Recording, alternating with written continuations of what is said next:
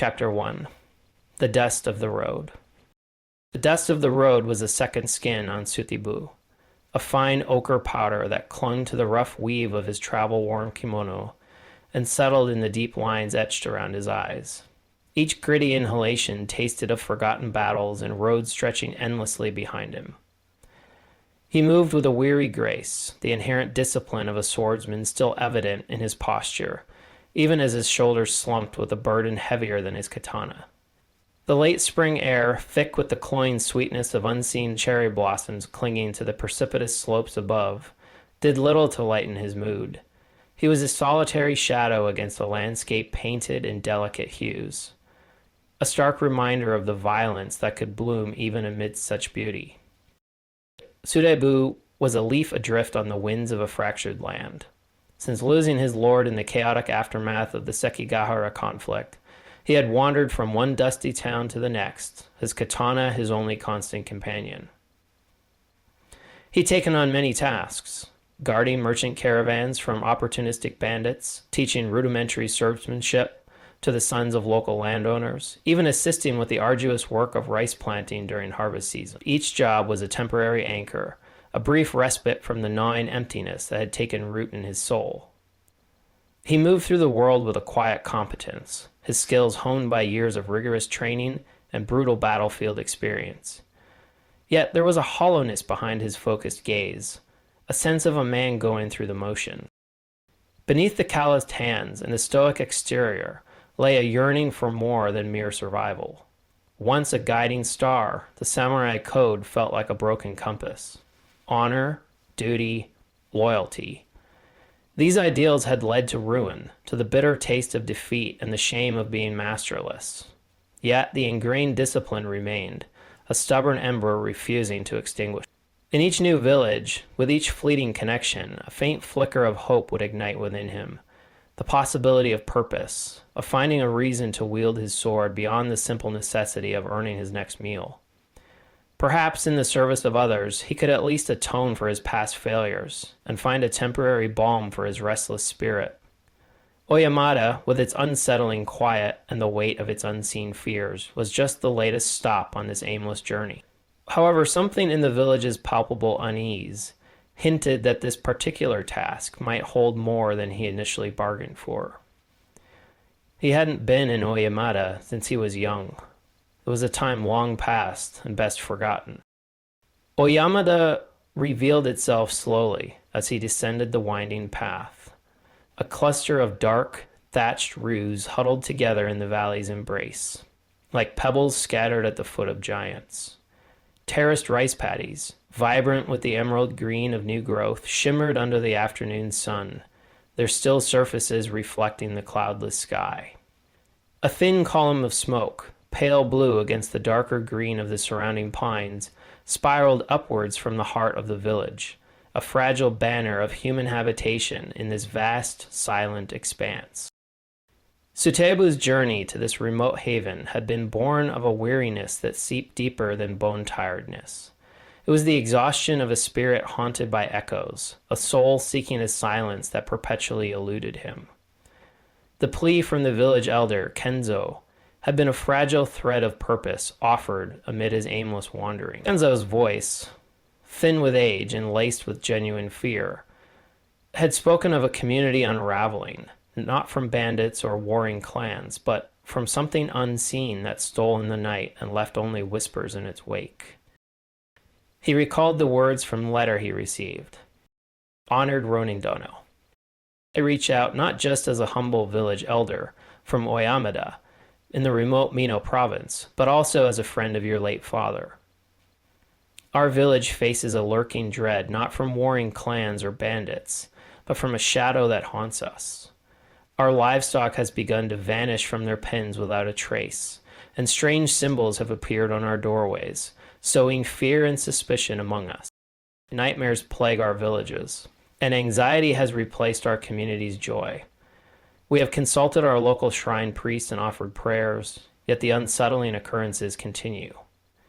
In our desperation, we have heard of your exceptional skills and wisdom from a traveling merchant. We cannot offer much material reward, as our village is poor. However, we can provide humble lodging, simple meals, and the heartfelt gratitude of a needy community. If you consider our plea and visit us, you would offer hope to those clinging to the last light of solace. As you know, the journey to Oyamada is arduous, but at its end lies a community yearning for peace, and perhaps a chance for a noble spirit to find purpose in helping others. With deepest respect, Kenzo, village elder of Oyamada. Kenzo. The name stirred a faint echo within Suteibu. Even as a boy, he remembered Kenzo's quiet dignity, the gentle way he carried himself, always offering a kind word or a helping hand to anyone in need. Not an elder then, but a respected presence in the village. He recalled Kenzo sharing his meager catch of fish with their family during a particularly lean winter. A genuine man.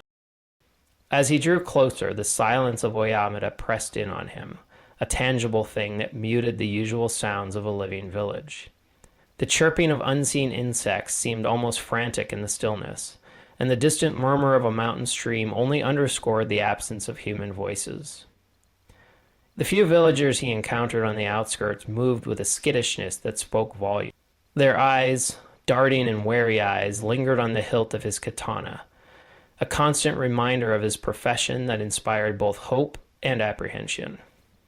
Their bows were low, their greetings mumbled, as if afraid to break the spell of unease that hung heavy in the air. Kenzo, his spine bowed like an ancient willow, met him at the edge of the central path, his relief palpable. The lines around his mouth, already deep with age, seemed to soften slightly at Suteibu's arrival. He led the ronin to a small, simply furnished dwelling near the foot of the western slope, the air inside smelling faintly of wood smoke and dried fish. The single paper window cast a pale, watery light on the worn tatami mats. Kenzo's brow furrowed slightly as he studied Suteibu's face in the dim light of the common room. "Ishikawa? Suteibu-san," said Ikuwa, a thoughtful expression in his eyes. "Your face. There's a resemblance. You look just like the son of Hiroshima Nanakiko-san. They were good people. Hiroshima, a strong, hard-working man. It was a terrible tragedy, that rock fall up near the old silver mine. Such a loss."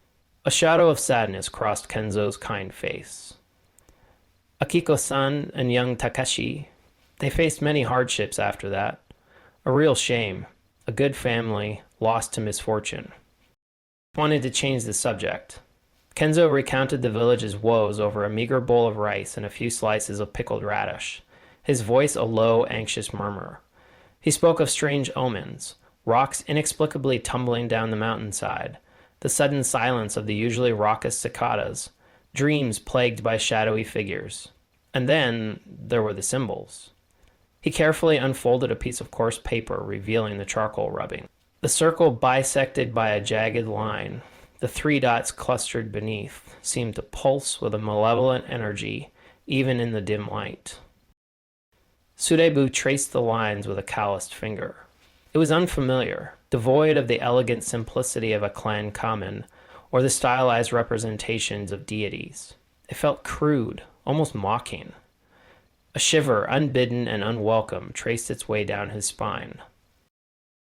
As the sun began its descent, painting the western sky in fiery strokes of vermilion and gold that bled into deep violet, Kenzo insisted on showing Suteibu the locations of the disappearances. The village, now cloaked in lengthening shadows, felt deserted. Shutters were tightly closed, doors barred. Fear had barricaded the inhabitants within their homes, leaving the narrow lanes silent and expectant. At the northern gate, the air grew noticeably colder. The ancient wooden structure, its weathered timbers softened by moss and time, stood like a sentinel against the encroaching darkness. A tangle of wisteria, its delicate purple blossoms now fading in the twilight, climbed its posts. It was there, almost concealed beneath the twisting vines, that Suteibu saw it again, carved deep into the aged wood, the same unsettling. The jagged lines seemed to writhe in the dim light, the 3 dots like dark, watchful eyes. A cold certainty settled in Suteibu's chest. This was no random act. It was a deliberate sign, a silent bell tolling a warning he was only beginning to hear.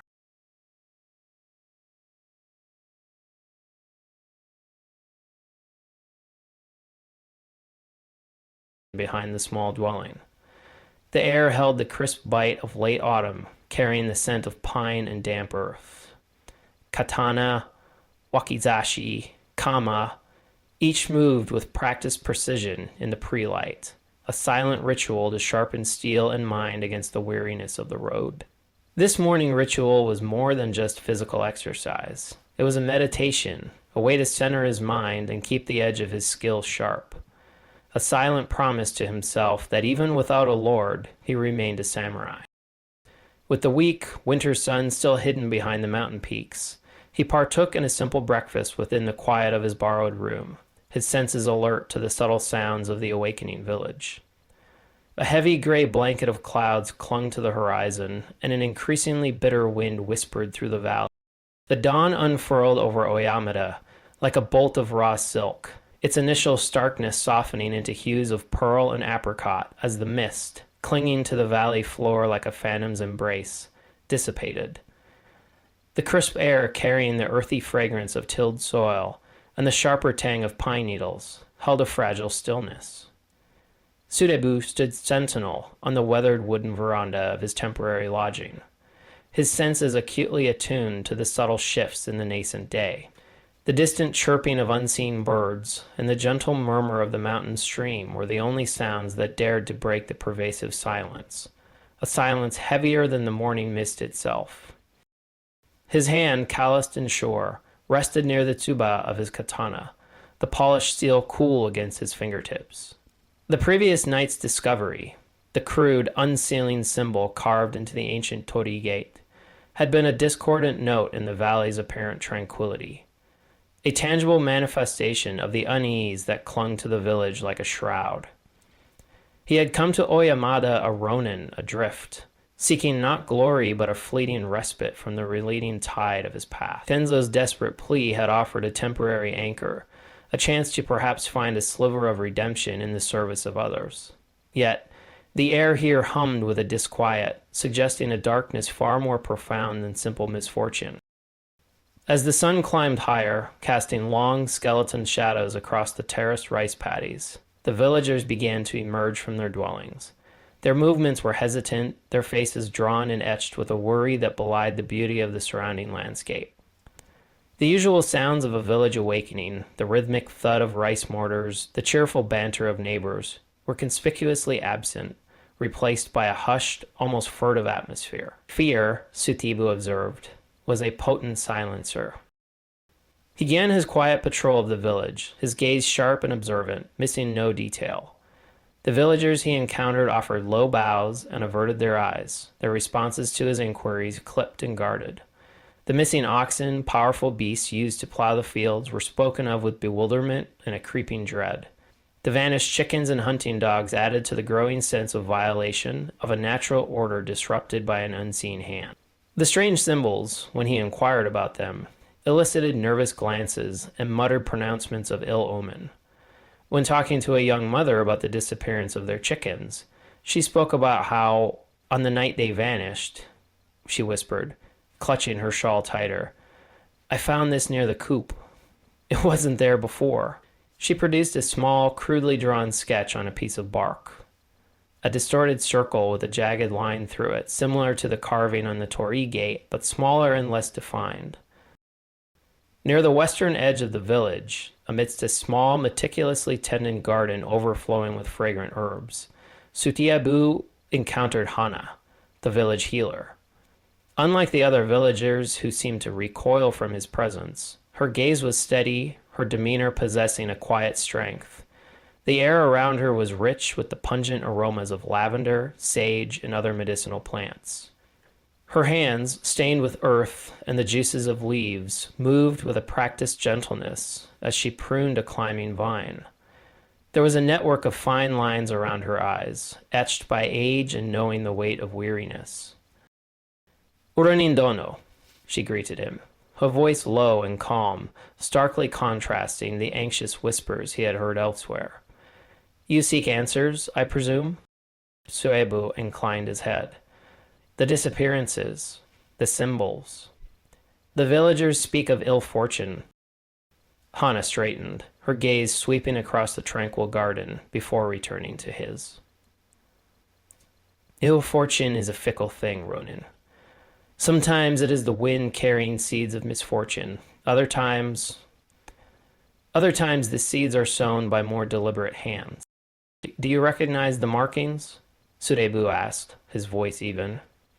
He produced the charcoal rubbing Kenzo had given him. Hana took the paper, her fingers tracing the jagged lines and the cluster of dots. A shadow flickered across her face, a fleeting expression of something akin to recognition mixed with apprehension. She held the rubbing for a long moment, her silence stretching taut. Some markings?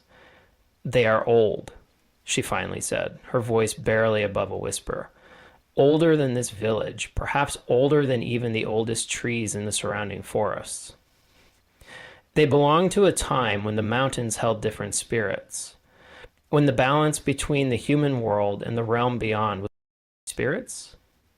Suteibu's tone held a hint of skepticism, though he kept his expression neutral. He had seen enough of the world to know that fear often conjured supernatural explanations for earthly troubles.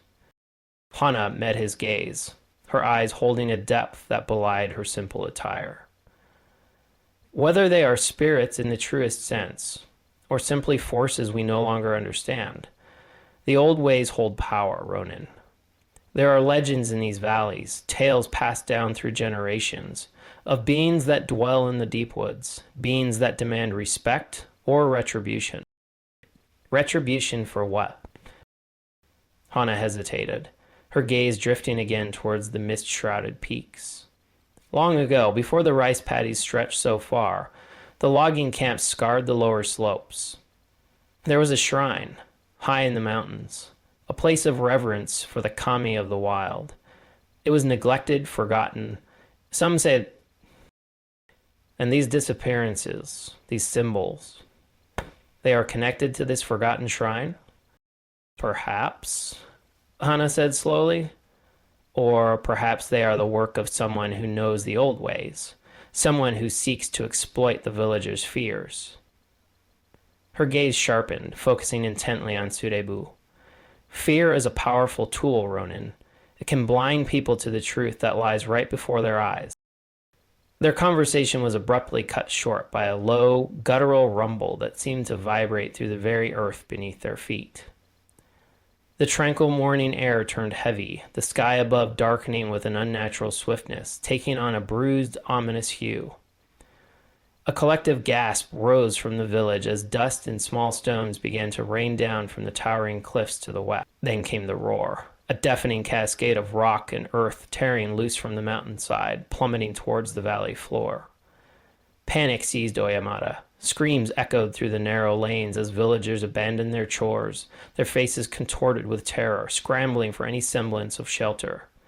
The ground beneath Suteibu and Oyamada bucked violently, the idyllic stillness of the morning shattered by a sudden, inexplicable fury. The whispers of unease had erupted into a terrifying reality. Even as the dust settled and the villagers cried out in fear, a more immediate peril became apparent. A young boy, little more than a child, had been gathering firewood near the base of the cliff when the mountainside gave way. His mother's frantic screams pierced the chaos. Suteibu's weariness vanished without hesitation, replaced by the ingrained instinct to protect. The newly formed boulder field was treacherous, with rocks teetering precariously, the ground unstable beneath a layer of loose scree. Ignoring the villagers' cautioned shouts, Suteibu moved with a swift, sure-footedness that belied the danger. He navigated the unstable terrain, his eyes scanning for any sign of the child amidst the fallen debris, the threat of another collapse a constant shadow looming overhead. Chapter 3. Footprints in the Snow. Following the sound of the mother's despair, Suteibu located the boy trapped beneath a precarious pile of smaller stones. The child whimpered, his small face pale with fear. As Suteibu carefully began to clear the debris, his fingers brushed against something unexpected. Wedged tightly amongst the rocks, near where the boy's small hand clutched a broken branch, was a length of rope. It was thick, crudely braided, and darker in color than the hempen ropes he'd seen the villagers use for their work. An oddity. He carefully tucked the piece of rope into the sleeve of his kimono, a silent question forming in his mind even as he finally freed the boy. Lifting the light weight of the child, Suteibu returned him to his cheerful mother, the relieved cries of the villagers washing over him. But beneath the surface of the immediate relief, a new thread had been introduced into the unraveling tapestry of Oyamada's troubles. Despite the unsettling events plaguing Oyamada, Suteibu clung to the rituals that defined him. Before the first hint of dawn kissed the snow-dusted peaks, he would rise, the cold seeping into the worn fabric of his sleeping kimono. In the pre-light, with breath misting the frigid air, he would perform his morning keiko.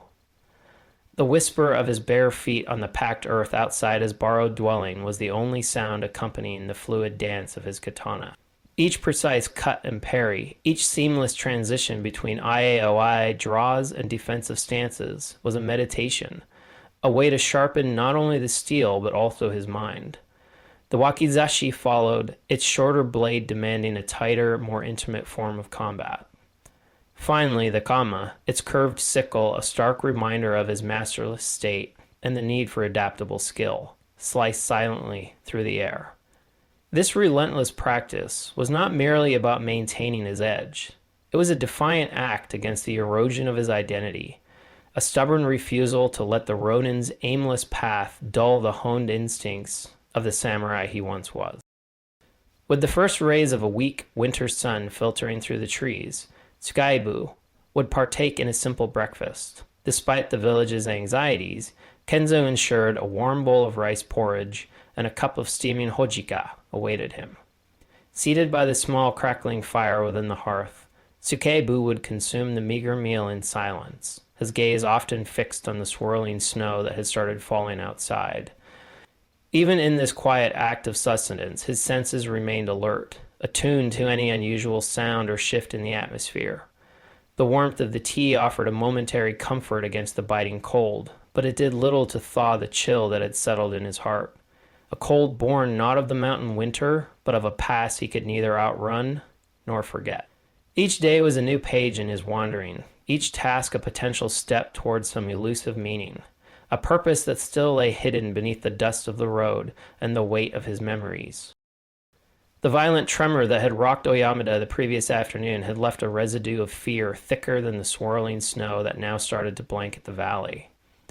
The late autumn air, which had held a crisp, earthy bite just days before, had turned vicious, the wind howling down from the peaks like a hungry wolf, driving icy flakes in stinging gusts.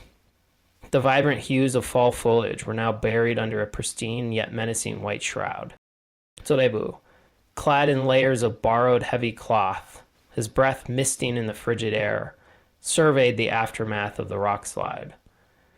A jagged scar now marred the western cliff face, a raw wound exposing the gray stone beneath. The villagers, their faces pale and drawn, huddled in small groups, their voices hushed as they assessed the damage to their homes and fields. The initial terror had given way to a grim resignation, the supernatural fears now compounded by the very real threat of being cut off by the deepening snow. Yet amidst the chaos and fear, something felt off to Suteibu. The rock slide had been sudden, violent, but too localized. It had conveniently blocked the main path leading west out of the village, the same direction Hana had glanced towards with unease during their conversation. His samurai intuition, honed by years of battlefield awareness, whispered that this was no mere act of nature. As Suteibu gathered his meager supplies, Kenzo approached, his usual gentle demeanor clouded with concern. Suteibu-san, please be careful in the mountains. The weather is turning and, well, I remember the sorrow that came from those heights before. Your father, Hirotoshiman, a good man, lost so suddenly. His voice was low, filled with a genuine empathy that resonated with Suteibu's own buried grief. Leaving the bewildered villagers to their assessments, Suteibu began his investigation. He moved with a quiet purpose, his eyes scanning the freshly fallen snow for any anomaly. The tracks of the villagers were already starting to crisscross the area, obscuring any earlier signs. But Suteibu's gaze was trained to discern the subtle. A disturbed patch of snow beneath an overhanging branch, a faint drag mark near the edge of the tree line, a pattern that didn't quite align with the natural scatter of debris. He found it near the base of the collapsed cliff, partially buried under a drift of snow. A footprint. Small, but too large and deliberately placed to belong to a child. The falling snow slightly blurred the edges, but the distinct pattern of a split-teague tabi boot was unmistakable. And there was another, partially obscured, leading away from the central cluster of villagers. Someone had been close to the cliff face shortly before the slide. Following the faint tabi prints became more demanding with each passing moment. A fresh dusting of snow veiled the already shallow indentations, softening their edges and threatening to erase them. The sound of Suteibu's boots shifted from a crisp crunch on the older snow to a softer thud on the newly fallen powder. He squinted, his eyes straining to discern the subtle variations in the white expanse, the almost imperceptible depressions that marked his quarry's passage. A cold that seeped up from the ground began to numb the soles of his feet, a constant reminder of the relentless winter encroaching upon the mountains. The first fat snowflakes began to fall, each landing on Suteibu's exposed cheek as a fleeting ice kiss. They melted quickly, leaving a damp chill. The wind, which had been a distant sigh, now whined with a growing insistence through the pines, and the crisp, clean scent of the forest began to mingle with the heavier, damper aroma of a coming storm. The deepening snow muffled his footsteps, creating an unnerving silence broken only by the increasingly urgent voice of the wind. He noticed other subtle signs, a broken twig hanging at an unnatural angle, a slight depression in the snow where something heavy had been placed. These were not the random disturbances of falling rocks. They spoke of deliberate movement. As he ventured further into the tree line, the skeleton branches of the pines were already glazed with a slick layer of ice, treacherous beneath his touch when he reached for support. The wind, whistling through the dense canopy, caused snow-laden boughs to groan and shift, threatening to shower him with icy powder. His breath plumed out in white clouds, each exhalation a stark reminder of the biting cold beginning to seep through his layers. The world had narrowed to shades of white and gray, creating a disorienting stillness that amplified the sense of isolation. He recalled the hushed arguments he had overheard the previous day, the undercurrent of resentment between some of the younger villagers and the more traditional elders, who clung fiercely to the old ways. Hana's veiled warnings about fear being a tool also resonated. Could someone within Oyamada orchestrate these events, exploiting the villagers' superstitions for their gain? The faint trail, barely a disturbance in the rapidly accumulating snow, drew him deeper. Despite the thick gloves, his fingers were beginning to feel numb, and the cold was a persistent ache in his extremities. Yet his grip on the hilt of his katana remained firm, a familiar anchor in the increasingly hostile environment. His muscles burned with the effort of pushing through the deepening drifts, each step a small victory against the relentless pull of the snow and the rising incline. His breath came in ragged gasps, a testament to the growing exertion in the thin, frigid air. No longer a distant howl, the wind clawed through the pines, its icy breath stinging his exposed skin. Visibility was decreasing with each gust, the skeletal branches of the deciduous trees blurring into a white haze. The crunch of his boots on the snow was now accompanied by the treacherous slickness of ice forming on fallen logs, each step a careful negotiation against a potential fall.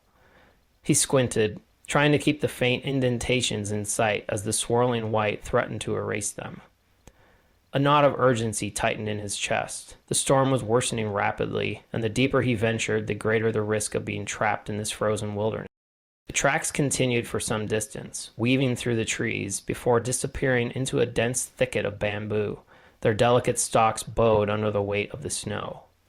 Suteibu paused at the edge of the thicket, his gaze sweeping the seemingly impenetrable tangle. There was no sign of where the trail emerged. Then, a flicker of muted color against the overwhelming white caught his eye. A thick drift partially obscured a small, intricately woven straw charm. When he carefully brushed away the snow, Its rough texture spoke of patient hands and a connection to the village. It was a fragile beacon in the monochrome landscape, a silent marker that confirmed a human presence in this desolate stretch of the woods. It seemed deliberately placed, almost as a marker, a hidden trail leading away from the village concealed beneath the winter's shroud. The supernatural explanations felt increasingly flimsy. This was the work of human hands. Chapter 4. The Weight of Silence. The hidden trail, barely discernible beneath the relentless snowfall, tested Suteibu's resolve. Initially impenetrable, the thicket of snow-laden bamboo yielded to a narrow passage, its stalks bent and intertwined to form a natural tunnel. He moved with a practiced stealth, his body low and agile, mindful of the treacherous footing on the snow-covered ground. The wind howled above the canopy, a mournful cry that seemed to echo the disquiet in his heart. But within the bamboo's embrace, a damp, hushed silence reigned. The tracks of the tabi-clad feet and the heavier prints of the ox led him higher into the mountains, the incline becoming steeper with each step. The snow deepened, clinging to the rough bark of ancient pines and turning the familiar shapes of the forest into ghostly silhouettes. Obstacles presented themselves. Fallen logs slick with ice, to narrow ravines bridged precariously by snow-covered branches. Each challenge demanded a focused awareness, a mindful navigation of the treacherous terrain. As he climbed, the concept of fudoshin, the immovable mind, echoed in his thoughts. It was a principle his sensei had drilled into him relentlessly. To remain unperturbed by external forces, to maintain an unwavering center amidst chaos. Yet the memories that flickered at the edges of his awareness were anything but still. Fragments of a past conflict resurfaced. The clash of steel, the desperate cries of men, the weight of a fallen comrade in his arms. A decision he had made in the heat of battle. A choice that had seemed necessary then, but now gnawed at his conscience like a persistent rat. The face of the man who had paid the ultimate price for Suteibu's decision flashed behind his eyes, a stark reminder of the consequences of fallibility. The biting wind whipping through the mountain pass mirrored the icy dread that had gripped Suteibu that fateful day. He saw again the chaotic swirl of battle, the crimson stain blooming on the snow-covered ground, the desperate last stand of his lord's dwindling retainers against a numerically superior enemy. He had been young then, his idealism still sharp, his belief in the unwavering code of Bushido absolute. The enemy commander, a ruthless daimyo known for his brutal efficiency, had offered terms of surrender, promising safe passage to those who laid down their arms. His lord, honorable to the last, had refused. The memory that haunted Suteibu was the bitter taste of his pragmatism. As defeat became inevitable, his wounded lord was offered surrender. Amidst the carnage, a desperate calculation seized Suteibu. He'd urged his remaining comrades to accept, arguing for survival and future vengeance. But in the eyes of those who chose honorable death beside their master, he saw only betrayal, silent condemnation. The stark contrast of their sacrifice against his living shame remained a crushing weight.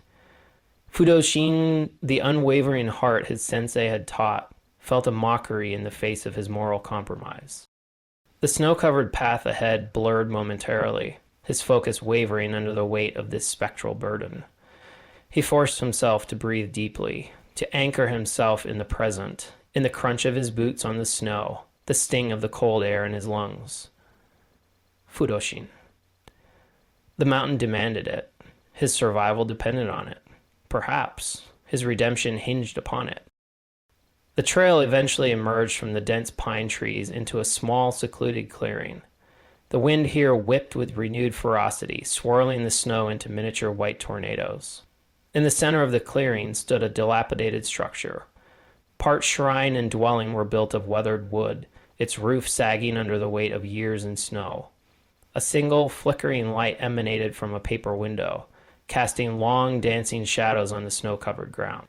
The air carried a faint scent of wood smoke and something else, something metallic, almost like old blood. Suteibu moved cautiously, using the cover of snow-laden pines to approach the dwelling unseen. As he drew closer, the muffled sounds of voices reached his ears. He crouched low, his katana held loosely in his hand, and crept towards a gap in the shoji screen.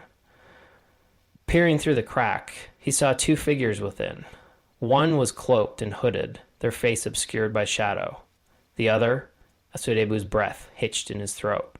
It was one of the village elders, Taro, whose pronouncements of supernatural causes had seemed particularly fervent. The flickering lamplight illuminated Taro's face, but his expression was not one of fear, but of intense conspiratorial engagement with the cloaked figure. Suteibu strained to hear their words, the wind threatening to carry them away. "The next offering will be tonight," Taro said, his voice low and urgent. "The ronin, he suspects nothing. The villagers are consumed by fear of the mountain spirit." The cloaked figure responded, their voice a low, gravelly murmur that Suteibu couldn't quite decipher, but the implication was clear. The disappearances, the fear, it was orchestrated, and a trusted member of the village was involved. Suteibu's grip tightened on his katana. The silence in the mountains had just become the weight of a carefully constructed lie. Chapter 5. Unmasking Shadows. The clandestine conversation Suteibu had overheard hung in the frigid air, its implications more chilling than the mountain wind. Taro's words, Hana's cryptic warnings, and the unnaturally convenient rock slide coalesced in Suteibu's mind, forming a disturbing picture. The supernatural events were a carefully constructed illusion, a shadow play orchestrated by human hands. The missing livestock, he now surmised, were likely not spirited away by mountain yokai, but driven along hidden trails, perhaps to be sold in a neighboring province or held for some later purpose. The strange symbols, far from being ancient omens, were likely a deliberate attempt to sow fear and reinforce the villagers' superstitious beliefs, masking the true nature of the deception. Even the rock slide, timed perfectly after his arrival, now seemed less like a natural disaster and more like a calculated attempt to isolate the village and perhaps even deter his investigation. Suteibu's gaze drifted back to the dilapidated shrine. Taro's presence there, his conspiratorial tone with the cloaked figure, pointed to the heart of the manipulation. But what was the motive? Greed seemed a likely candidate in these challenging times. Perhaps the missing oxen were being sold for a hefty profit, the fear preventing any organized search. Revenge was another possibility. Had someone in the village been wronged, seeking to sow discord and suffering through these elaborate schemes? Or was it desperation, a desperate measure taken by someone pushed to the brink? Quietly, Suteibu circled the shrine, his senses on high alert. The single set of tabi prints in the snow confirmed that the cloaked figure had departed. He examined the ground around the dwelling, noting the subtle signs of recent activity, disturbed snow, a discarded piece of coarse rope, the faint impression of a heavier burden having been dragged away. These small clues depicted deliberate action, keeping secrets, and executing plans under fear and superstition. He found a small hidden compartment beneath a loose floorboard inside the shrine. Within it lay a crudely drawn map of the surrounding mountains, marked with several hidden trails, including the one he had followed. There was also a small pouch containing a few Rio coins and a distinctive tarnished silver hairpin. The hairpin felt significant, somehow familiar. He tucked it into his sleeve. As Suteibu emerged from the shrine, the wind suddenly died down and the swirling snow momentarily subsided, revealing a figure standing at the edge of the clearing. The figure was tall and imposing, clad in dark, heavy furs that obscured their features.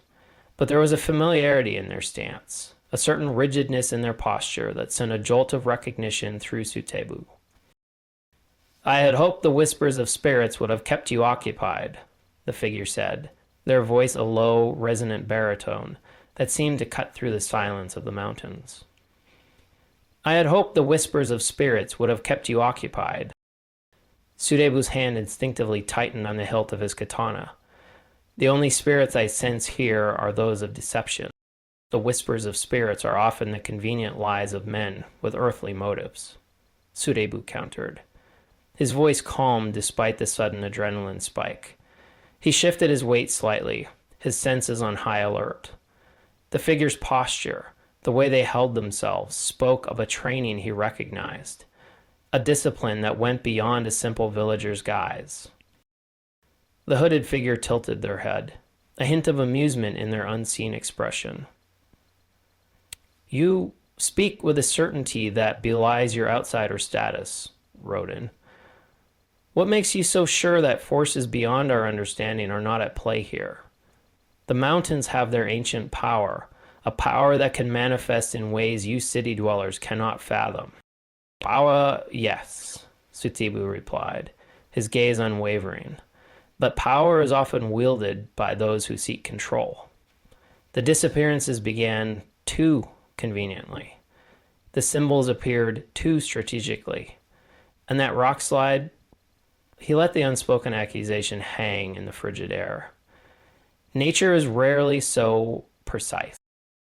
A low chuckle rumbled from beneath the hood. Precise? Perhaps the kami of the mountains have grown meticulous in their displeasure. Or perhaps Suteibu press, his hand never straying far from his katana. Someone has learned to mimic the displeasure of the kami for their purposes. He gestured subtly towards the dilapidated shrine behind him. This place, it feels like the center of something more tangible than superstition. The hooded figure remained silent for a long moment, the only sound the mournful sigh of the wind through the pines. Then they shifted their stance, a subtle movement that betrayed a flicker of impatience. Curiosity can be a dangerous trait, Ronin, especially when it leads you down paths best left unexplored. Danger is a familiar companion, Suteibu said, his voice hardening slightly. And the truth, however dangerous, is a path I have learned to follow. The figure finally took a step forward, the heavy furs rustling softly in the unnatural stillness of the shrine. The truth, as you call it, is often a matter of perspective. What you see as deception, I might see as necessity. A dry, humorless chuckle echoed in the confined space, causing the flickering lamplight to cast long dancing shadows on the damp stone walls. Slowly, deliberately, the figure raised a hand, the movement languid, charged with a strange anticipation. Suteibu watched, a knot of unease tightening in his gut. The voice held a familiar cadence, yet twisted with a bitterness he couldn't quite place. Could it be impossible? The hand reached the edge of the hood, fingers hesitating for a breath before finally pulling back the heavy furs. The lamplight flickered again, momentarily obscuring the face before revealing it in stark relief. A face etched with years of hardship and a burning resentment that seemed to have consumed the warmth Suteibu remembered. His breath hitched in his throat. The eyes that locked onto his held a chilling intensity, an utterly foreign coldness, a stark betrayal of the shared memories that now clawed at the edges of his recognition. "It has been a long time, Suteibu," the figure said, in a low, gravelly rasp that sent a shiver down his spine. That voice was distorted, yet undeniably. "Do you remember me, brother?" The single word hung heavy in the air, each syllable a crushing weight. "Takeshi!" Suteibu breathed, the name a ghost of a shattered past on his lips, the flickering lamplight casting his stunned face in stark relief against the encroaching shadows. Chapter 6. Steel and Resolve. The revelation hung in the frigid air, heavier than the snow-laden branches overhead. "Takeshi?" Suteibu breathed, the name a hesitant whisper, a ghost from a past he thought long buried. Takeshi's face, leaner and harder than what Suteibu remembered as a young boy, was framed by the harsh winter light, his eyes holding a cold resentment that sent a shiver down Suteibu's spine. "It has been a long road, little brother," Takeshi said, his voice a low rasp devoid of any warmth. "A road paved with your choices." His gaze flicked pointedly towards Suteibu's worn kimono, a silent reminder of his ronin status, a stark contrast to the life Takeshi seemed to have carved out for himself in this remote mountain village. The initial shock gave way to a cold understanding. The silver hairpin Suteibu had found had likely belonged to their mother. Takeshi's presence here, his involvement in the villagers' fear, the orchestrated events, all coalesced into a bitter narrative. This wasn't about greed or simple malice. It was personal. Why Takeshi? Suteibu asked, his hand resting firmly on his katana's hilt. The years of wandering, the constant search for a semblance of peace, had taught him to anticipate violence. The air around his brother crackled with a barely suppressed rage. Why this deception? Why terrorize these innocent people? Takeshi's lips curled into a bitter smile. Innocent? Perhaps they were. Once. But the world takes its due, Suteibu. Just as you took yours. His eyes burned with an accusation that Suteibu knew all too well, the shadow of his past failure stretching between them. They prospered while I suffered. While you chased glory, our home became theirs. We were cast out. A flicker of memory, sharp and unwelcome, pierced Suteibu's focus. A hastily written letter, the ink blurred by tears, arriving months after he'd left to seek his fortune. His mother's desperate script detailing the slow slide, the failed crops, the mounting debts, the eventual loss of their small plot of land. He had been consumed with his struggles, the elusive promise of a lord, that he hadn't grasped the weight of their plight until it was too late. A pang of guilt, familiar and unwelcome, twisted in his gut.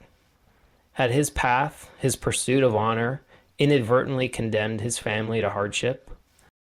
Our past was a tragedy, Takeshi, a wound that scarred us both. Suteibu countered, his voice low and steady. But to inflict this fear, this suffering, it doesn't mend that wound. Stirring is all I have known. Takeshi spat, his hand moving to the hilt of a hidden blade beneath his furs. While you wandered, seeking some noble purpose, I remained, a forgotten shadow. These villagers live on the land that should have been ours. Their prosperity was built on our loss. The fragile peace was shattered. The unspoken accusations, the years of simmering resentment, had finally boiled over. Takeshi lunged, his hidden blade flashing in the dim light. Suteibu reacted instantly, his katana singing as it cleared its scabbard. The clash of steel echoed through the silent clearing, a violent punctuation mark in their long-awaited reunion. Takeshi's attack was a raw, untamed surge of years of pent-up resentment. Short and wickedly sharp, the hidden blade darted towards Suteibu's chest with surprising speed. But Suteibu's reflexes were faster, honed by countless duels and life-of-death encounters. The metallic shriek of steel on steel filled the clearing as his katana met Takeshi's thrust, deflecting the blow with a practiced parry that sent sparks flying in the fading light. Takeshi pressed his attack, his movements fueled by a desperate fury, a whirlwind of slashes aimed at Suteibu's arms and torso. Each strike was wild, lacking the disciplined precision of their shared training, yet imbued with a dangerous unpredictability. Suteibu, his feet planted firmly in the snow, met each assault with calm precision, his katana a silver blur as it blocked, parried, and redirected Takeshi's frantic attacks. He saw the raw pain in his brother's eyes, the years of perceived injustice twisting his features into a mask of rage, and a pang of sorrow resonated within him. Yet he knew he could not falter. He had a duty now, a responsibility to the villagers who looked to him for protection. Takeshi fought with a ferocity born of years of bitterness, his movements quick and desperate. But Suteibu, despite the weariness of his travels and the turmoil of his emotions, moved with the honed precision of a seasoned warrior. He parried each thrust, his mind clear despite the whirlwind of memories and regret. He saw not just his brother's rage, but also the desperation beneath it, the raw pain of a life perceived as unjustly deprived. Yet he could not falter. The villagers of Oyamada, despite their initial fear and suspicion, had placed their trust in him. Hana's strength, Kenzo's hope, these were fragile threads, but Suteibu had grasped them.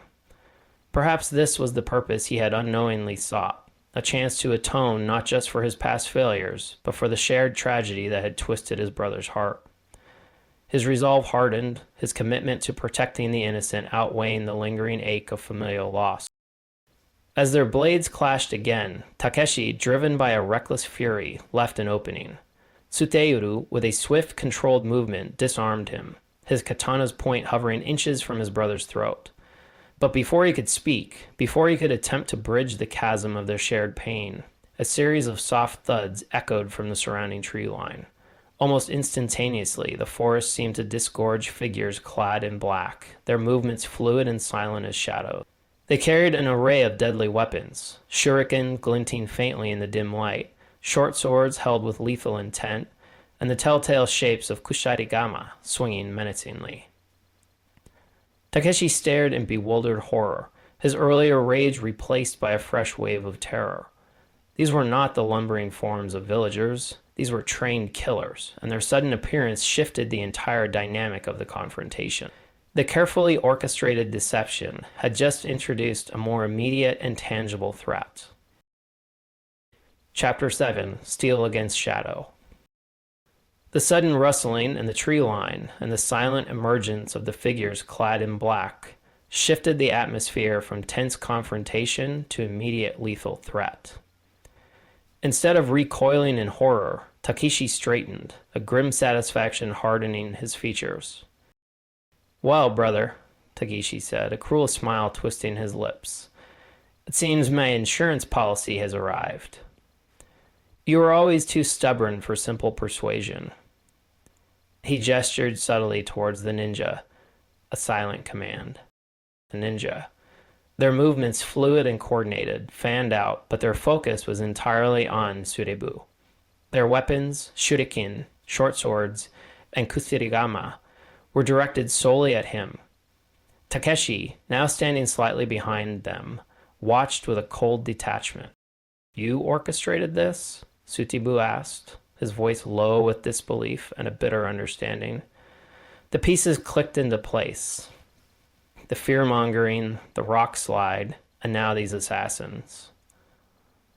Takeshi hadn't just wanted to reclaim what he felt was his. He wanted Suteibu eliminated. "Necessity, little brother," Takeshi replied, his eyes devoid of warmth. "You were always an obstacle. Your presence here threatened to unravel everything.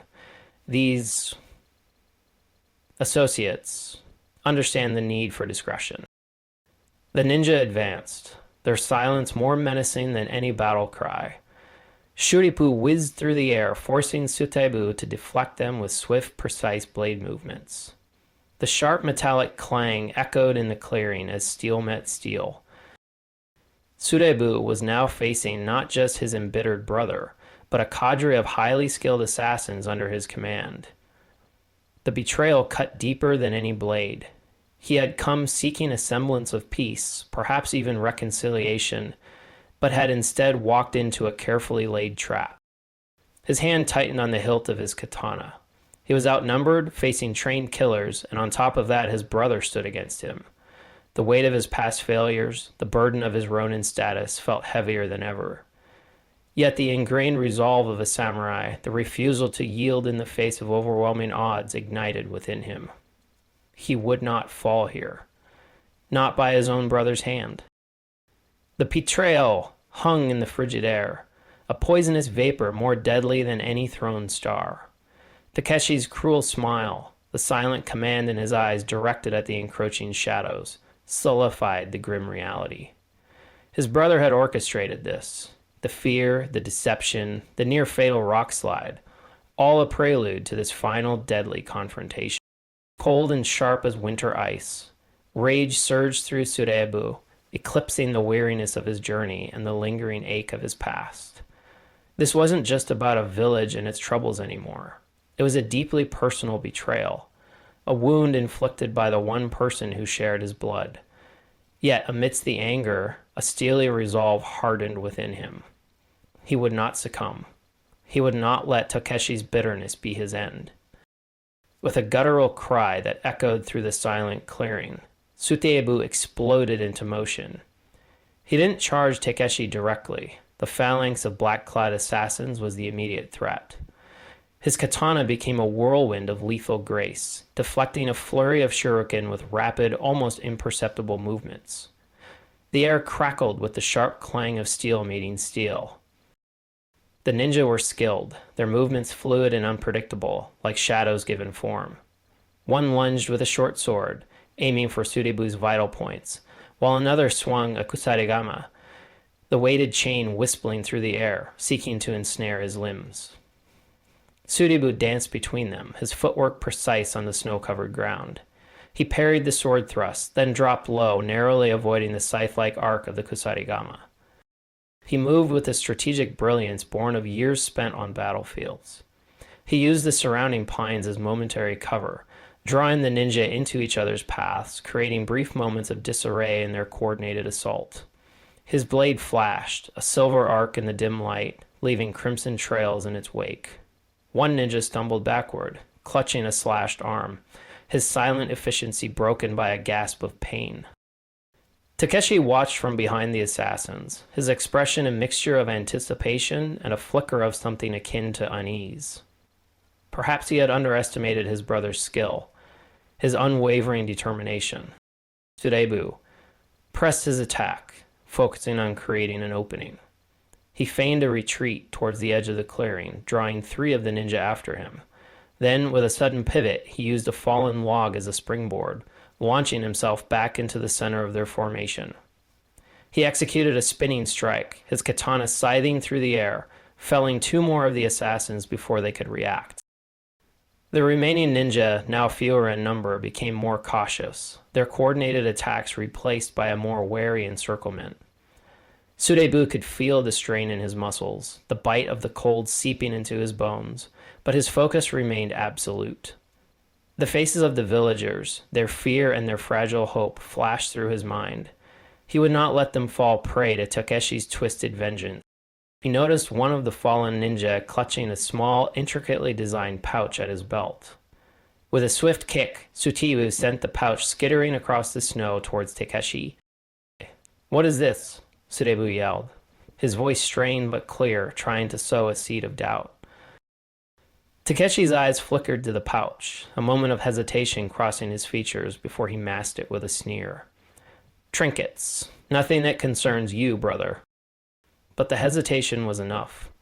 Suteibu pressed his advantage, his attacks becoming more ferocious, forcing the remaining ninja to focus solely on defense. He needed to break their formation, to create a direct path to Takeshi. With a final desperate surge of energy, Suteibu parried 2 simultaneous attacks, and then unleashed a powerful thrust, his katana piercing the chest of the last standing ninja, between him and his brother. The assassin crumpled to the snow, a silent testament to Suteibu's skill. The clearing fell silent, save for the ragged breaths of the 2 brothers. Suteibu stood, his katana dripping crimson, facing Takeshi across the snow-covered ground. The remaining ninja lay still, their dark forms stark against the white. "It ends here, Takeshi," Suteibu said, his voice low and heavy with exhaustion and sorrow. "This bitterness, it has consumed you." Takeshi's face was a mask of cold fury. He reached into his sleeve, revealing not another hidden blade, but the tarnished silver hairpin Suteibu had found in the shrine. "You always were mother's favorite," Takeshi spat, his voice laced with venom. "While you were off playing the noble samurai, I was left to rot to remember the injustice. Do you even remember this? Mother pawned it to keep a roof over our heads after you left, and you never even knew." Noble samurai. The words echoed with bitter irony in Suteibu's mind. His path had been anything but noble. A string of broken promises, fleeting loyalties, and the constant gnawing of an empty stomach. He had chased an ideal, a phantom of honor, while his family had faced tangible hardship. Takeshi's words, laced with venom, struck a raw nerve. Was that how his brother truly saw him? A self-absorbed dreamer, blind to the suffering of his kin? The weight of his failures pressed down on him, heavier than his sword. He lunged, not with a weapon, but with the hairpin, aiming for Suteibu's eyes. It was a desperate, hate-fueled act. Suteibu, weary but still alert, sidestepped the clumsy attack. At that moment, he saw not a vengeful mastermind, but a broken man consumed by grief and twisted into hatred. With a heavy heart, Suteibu brought the flat of his blade down on Takeshi's head. His brother crumpled to the snow, unconscious. The fight was over. The immediate threat was neutralized, but the echo of the depth of Takeshi's bitterness and the lives lost hung heavy in the mountain air. The path to peace for Oyamada would now involve the absence of fear and the reckoning with the darkness that had festered within their community, fueled by a long-forgotten pain. Suteibu knew his task was far from over. He still had to explain the truth to the villagers, to help them heal from the fear and the betrayal, and he had to decide the fate of his brother. The weight of that decision, heavier than any blade, now rested squarely on his weary shoulders. Chapter 8. A Quiet Dawn. The immediate aftermath of the battle was heavy with silence, broken only by Suteibu's ragged breaths and the mournful sigh of the wind through the snow-laden pines. The bodies of the fallen ninja lay still against the white canvas, stark reminders of the violence that had erupted in this secluded clearing. Takeshi remained unconscious, a dark shape huddled in the snow, the silver hairpin lying beside him like a fallen tear. Suteibu, his body aching and his spirit weary, sheathed his bloodied katana. The rage that had fueled him during the fight had ebbed, replaced by a profound sadness. The confrontation with Takeshi had not brought the catharsis he might have expected, only a deeper understanding of the corrosive nature of unresolved pain. He carried his brother back to the village as the first hint of dawn painted the eastern sky in hues of pale gray and rose. The villagers, huddled in their homes, emerged cautiously as they saw him approach. Takeshi's limp form slung over his shoulder. Kenzo's face was etched with worry, Hana's with a quiet apprehension. When Suteibu revealed the truth, it hung like the lingering scent of wood smoke. The orchestrated disappearances, the unsettling symbols, the conveniently timed rock slide, all traced back to Takeshi's bitter resentment, fueled by a perceived injustice from a past generation. The ninja, he explained, were hired hands, meant to silence anyone who threatened to uncover his scheme. The villagers reacted with disbelief, anger, and a profound betrayal. Taro, the elder who had secretly met with Takeshi, hung his head in shame. The fear that had gripped Oyamada, Suteibu explained, had been a carefully crafted tool wielded by one of their own. Justice in Oyamada was not swift or brutal. The villagers, guided by Kenzo and Hana's wisdom, chose a path of understanding and reconciliation, albeit a difficult one. Upon regaining consciousness, Takeshi was met with a quiet sorrow. His grievances, though twisted and misdirected, were acknowledged. He was offered a chance to atone, to work towards healing the rifts he had created within the community. Suteibu remained in Oyamada for a few more days, helping to restore a sense of normalcy. He witnessed the slow, arduous process of rebuilding trust, the tentative steps towards forgiveness. He spoke with Hana, her quiet strength a balm to his weary spirit. He learned more of the village's history, the subtle interconnectedness of its people, and the land. As the sun rose, revealing a day representing new growth, Suteibu knew his time in Oyamada was drawing to a close. He had come because of a disturbance, but it was a respite from his past. He had been drawn into the heart of another's pain, forced to confront external threats and the enduring complexities of human relationship. Standing at the edge of the village, the dust of the road replaced by the freshly fallen snow was beneath his worn sandals. Suteibu looked back at Oyamada nestled in a quiet valley. He had brought a form of peace, but it was a fragile peace, one that required constant tending. He had faced his brother, not in a final decisive battle, but in the quiet aftermath of violence, witnessing the destructive power of unchecked results. Had he found the meaning he sought? Perhaps not in a grand, definitive sense, but in the act of protecting the innocent, in confronting injustice, he had found a temporary anchor, a fleeting sense of purpose. The road ahead remained uncertain, and the ghosts of his past still lingered now, accompanied by the quiet echo of truth and the understanding that even in the darkest of hearts, the possibility of healing, however faint, could still exist. The journey continued, the path ahead still veiled, but perhaps, Suteibu thought, he walked with a slightly lighter step, carrying not the burden of a resolved past, but the quiet weight of responsibility and the enduring lesson of human conflict's intricate and often sorrowful dance. The silent bell of Oyamada had ceased its tolling, but the echoes of its story would travel with him.